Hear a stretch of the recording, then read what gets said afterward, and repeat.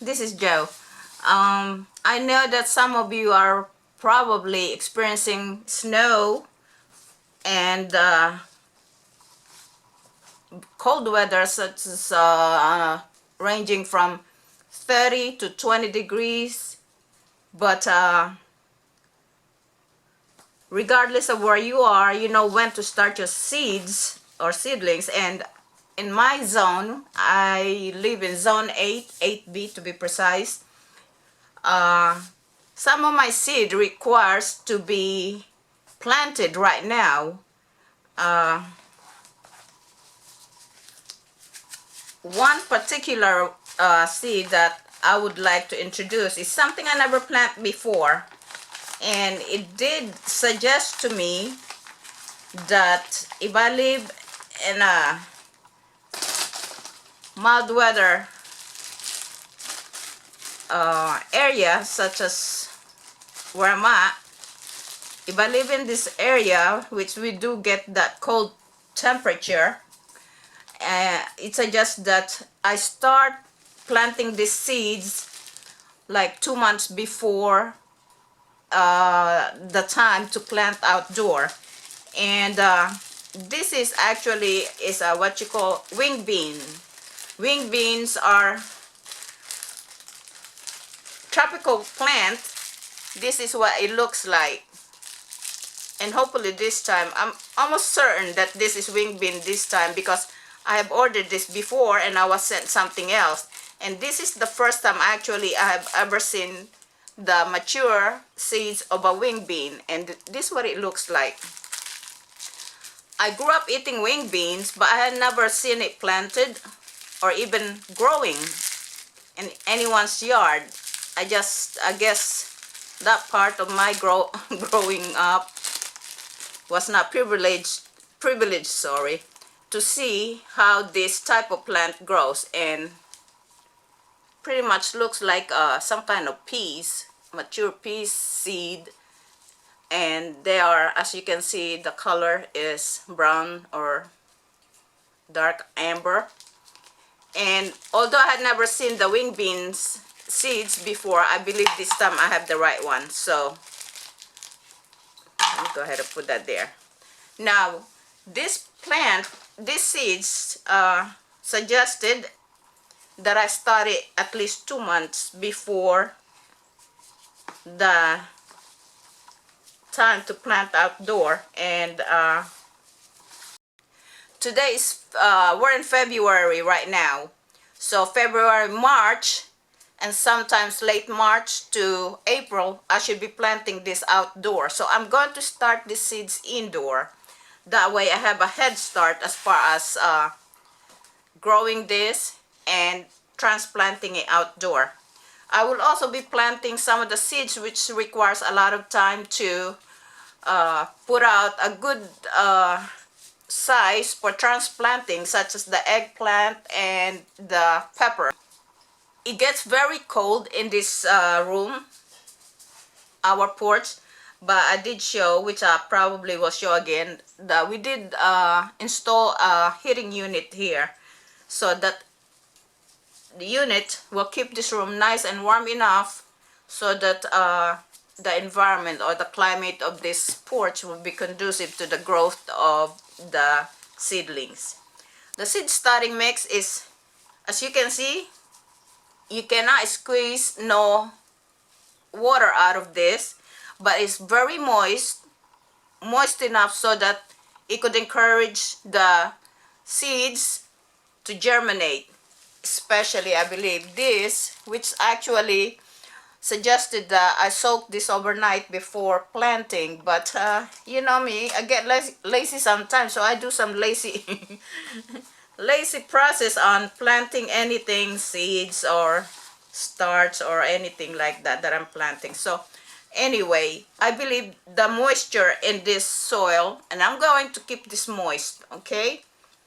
Definitely keep it moist so that these hard seeds here could germinate without having to struggle for moisture.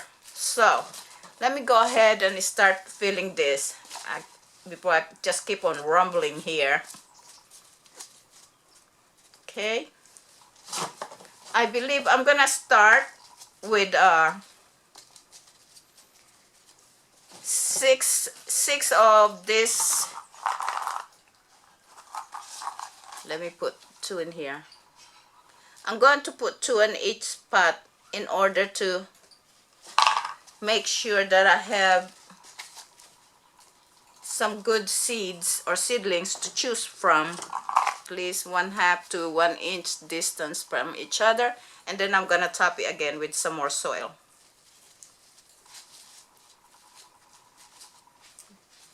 I'm not gonna pack it too much. Okay, there. Now I have to make sure I label this very well, because I have this habit of planting something with no label, and then hopefully I could recognize them, which most of the time I do, so that I could tell you what's growing. But I haven't planted some before that, for the life of me, I could not remember what was planted in it. So pardon me for that laziness. Yes, Joe get lazy, but I try to do my best to give you as much information as I can whenever I do something in my garden, especially if I know it's something that I have proven to work very well for me. I'd like to share that.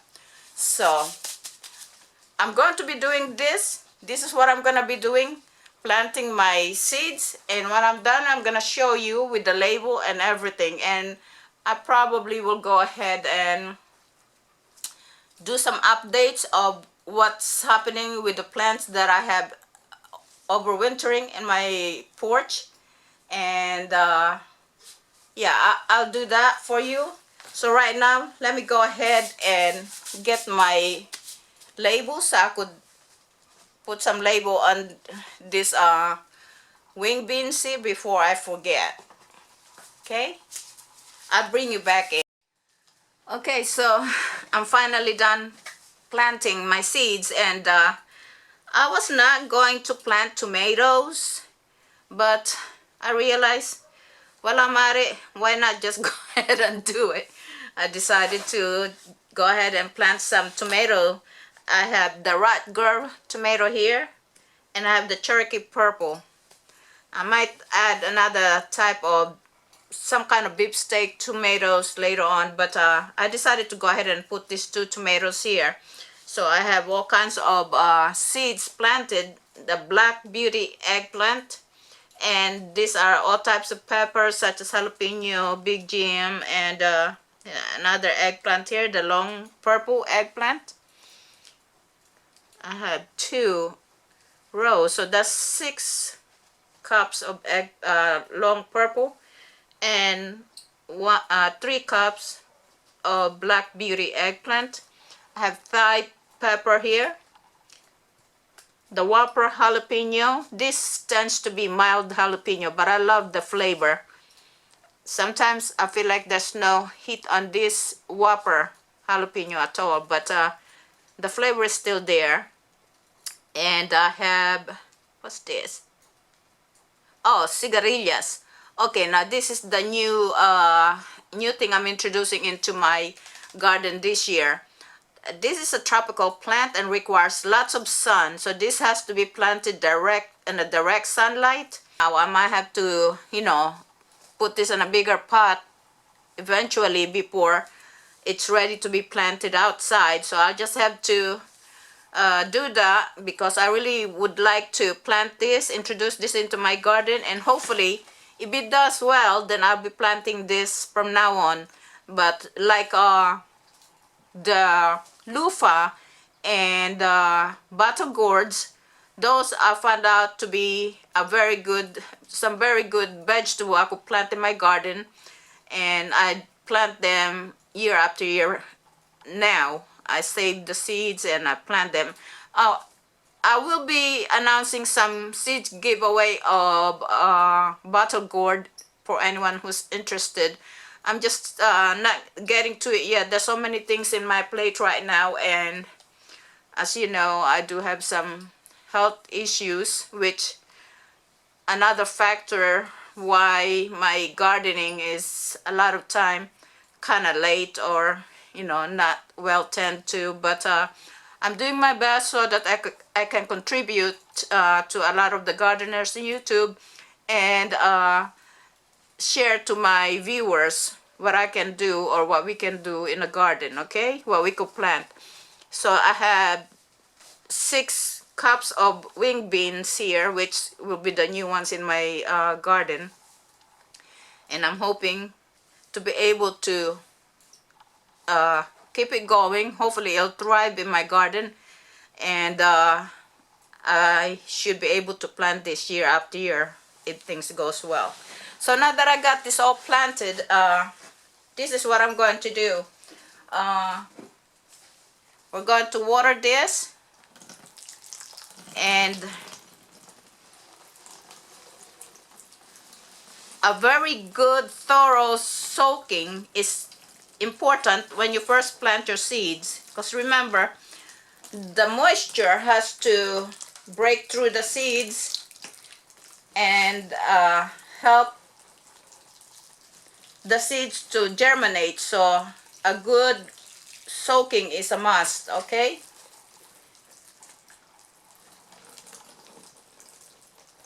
Really water this well, and eventually you will be careful, slow down, and not to really soak the seedlings when they emerge, when they start to germinate. That's when you have to be careful of how much moisture you provide your seedlings. You don't really wanna drown them, but a good amount of moisture is needed. Oh, one thing I forgot to tell you. Much later on, I will be planting some other type of seeds, so I will have enough room in this tray to accommodate those seeds. But for now, what I have in this tray are long bunching, Tokyo long bunching onion, okay? Green onions. And now, one thing about onion, they're so susceptible to dumping disease, and so therefore I planted them definitely in this peat pot, so that once they emerge or they germinate, the seeds of my green long bunching onions here, I could just go ahead and instead of watering it the way you see me from here on top of the cup, I will be just pouring the water right here in the tray, so that the tray doesn't have any hole, okay? This will hold the water. So when the seedling starts to germinate, I'm going to stop watering it in this manner. As you can see, I'm watering on top for now, and I will eventually just pour the water right in the tray, okay? So that the cup, the peat pot, will soak up or absorb the moisture, and once the seedlings emerge, it will need, or we will need to provide a very good source of lighting, such as grow light and sunlight. And as you can see, this tray comes with a clear lid, okay? So that once the seedlings emerge, photosynthesis can start to happen, okay? So for a healthy plant, photosynthesis must take place.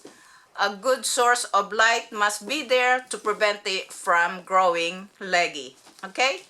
As you can see, here are the seeds which I planted the other day. So today will be the 3rd day since I planted them, and as you can see, what I have here is heat mat, and you can see that there are some condensation forming because of this lid, which is creating a really suitable microclimate for the germinating seeds. And I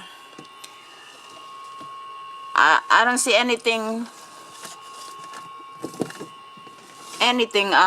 emerging from the soil yet, and of course most of these seeds will take from 7 to 9 days before they germinate. So I probably will turn this light on. I got my grow light on, as you can see, but I just turned it on so I could video this updates with my planted seeds and some other things in this porch that's overwintering.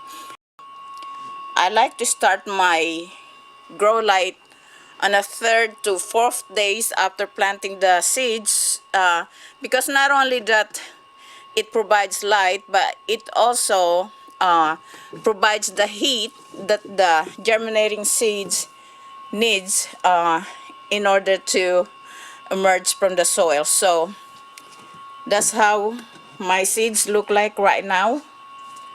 As you can see, it's a lot of condensation going on the lid, and that is perfect.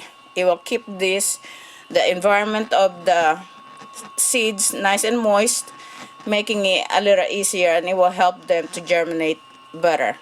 Now let me show you my cassava.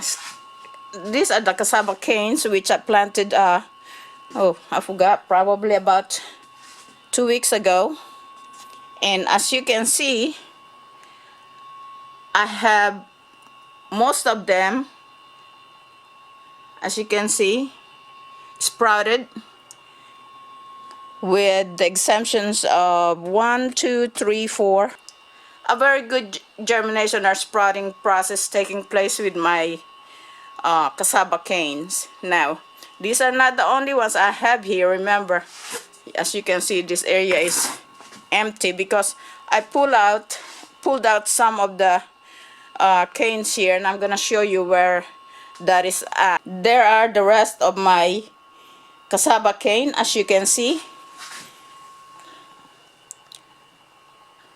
and I still have some cassava cane planted here and there, and as you can see that they are sprouting, except for this one here. It seems like it's either taking time or maybe the cane is not good. So we're gonna see. But so far, I will give my germination or sprouting process of this cassava cane a very good 93, I would say 95% rate of new growth. Now, here, as you can see, these are my papaya, and if you look carefully here, this is where I topped this papaya up. I've topped it up twice already, and you see this little growth here? I just nipped that off because a much better growth is, as you can see, doing very well, and that little growth there acts as a sucker, which is not needed. Okay, and over here you can see that these two have a split growth of stem there, but I probably would leave that alone because, as you can see, it's not too bad. The second stem is also nice and healthy. It's kind of healthy, so I'm gonna leave that alone. And as you can see, it also have a bud forming there, flower, which I will be pulling out because really at this point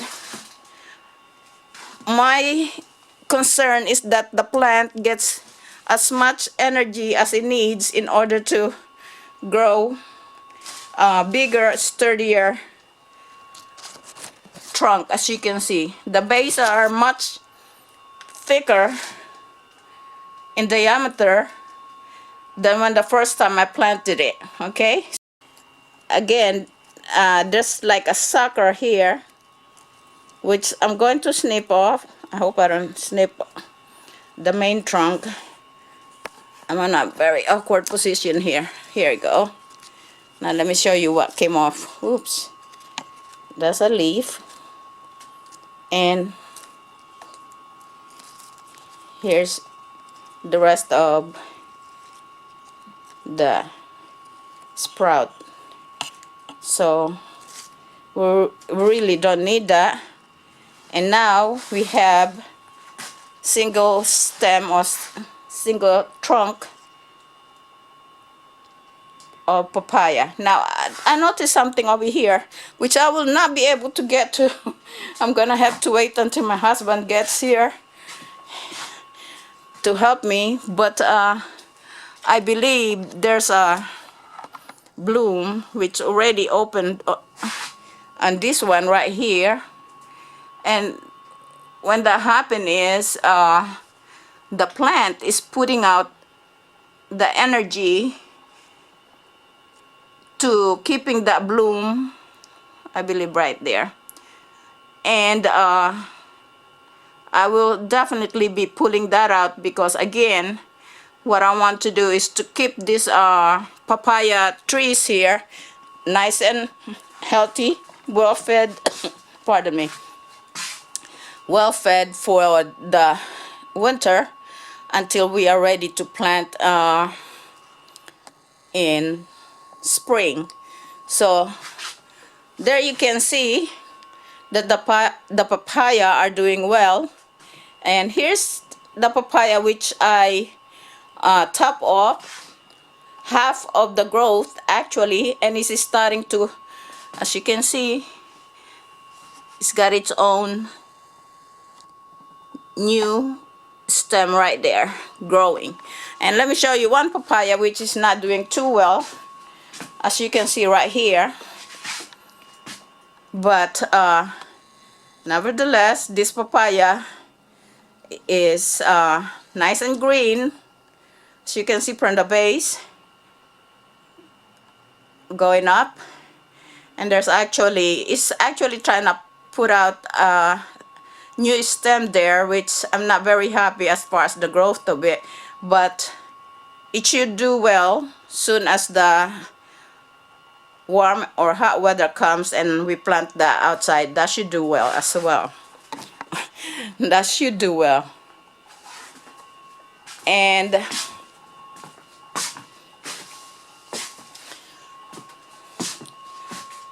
okay, over here is another of the papaya which I chopped off half of the entire plant, and as you can see, there's the new growth doing very, very well right there. I chopped this because I did this because, as you can see, the trunk of this papaya here is so much more smaller in diameter compared to that one right there. And so I decided that I will top it up at least half of its entire trunk, and as you can see, there goes the growth, nice and healthy. So this is what's going on with my papaya that are overwintering in my porch, and the cassava which we planted, you can see the growth. It's doing very well, and as you can see on this side, the cassava are doing very well, and we did have okay, that one is doing good. 1, 2, 3, 4, which 3 actually never sprouted. This one here sprouted, but as you can see, something happened with the growth, but I'm not ready to give up on it yet, because chances are it's got a good healthy growth, good healthy root systems in there that might just help it sprout some new leaves. Okay, so this is what's going on with my overwintering plants and the seeds which I started planting for uh, Garden 2021. Thank you for watching.